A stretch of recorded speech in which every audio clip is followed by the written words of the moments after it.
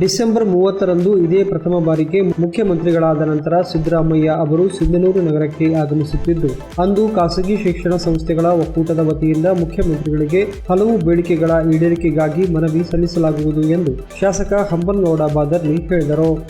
ಅವರಿಂದು ಮಾಧ್ಯಮಗೋಷ್ಠಿಯನ್ನು ಉದ್ದೇಶಿಸಿ ಮಾತನಾಡಿ, ಖಾಸಗಿ ಶಿಕ್ಷಣ ಸಂಸ್ಥೆಗಳ ಒಕ್ಕೂಟವು ಕನ್ನಡ ರಥ ಹಾಗೂ ಡಿಗ್ರಿ ಕಾಲೇಜಿನ ಸುವರ್ಣ ಮಹೋತ್ಸವದಲ್ಲಿ ಸುಮಾರು 15ರಿಂದ 20 ಸಾವಿರ ವಿದ್ಯಾರ್ಥಿಗಳೊಂದಿಗೆ ಕಾರ್ಯಕ್ರಮದಲ್ಲಿ ಭಾಗಿಯಾಗುವುದಲ್ಲದೆ ಮುಖ್ಯಮಂತ್ರಿಗಳಿಗೆ ಹಲವು ಬೇಡಿಕೆಗಳ ಈಡೇರಿಕೆಗಾಗಿ ಮನವಿ ಸಲ್ಲಿಸಲಾಗುವುದು ಎಂದು ಶಾಸಕರು ತಿಳಿಸಿದರು.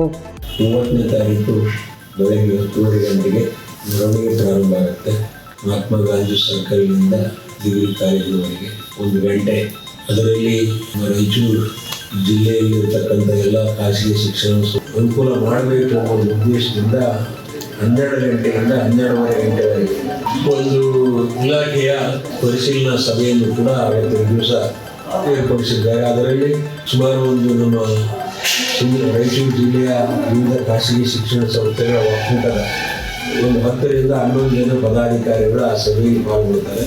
ಸಂಬಂಧಪಟ್ಟ ಸಚಿವರು ಇರ್ತಾರೆ, ಸಂಬಂಧಪಟ್ಟ ಕಾಲೇಜಿನ ಕಮಿಷನರು ಮತ್ತು HKDB ಇವರು ಕೂಡ ಇರ್ತಾರೆ. ಅದರಲ್ಲಿ ಕೂಡ ಕೆಲವು ಅಭಿವೃದ್ಧಿ ಕೆಲಸಗಳು ತೆಗೆದುಕೊಳ್ಬೇಕು ಎಂಬ ಮನವಿಯನ್ನು ಕೂಡ ನಾವು ಸಲ್ಲಿಸಲಿದ್ದೇವೆ ಎಂಬ ಮಾತನ್ನು ಈ ಸಂದರ್ಭದಲ್ಲಿ ಹೇಳಿ.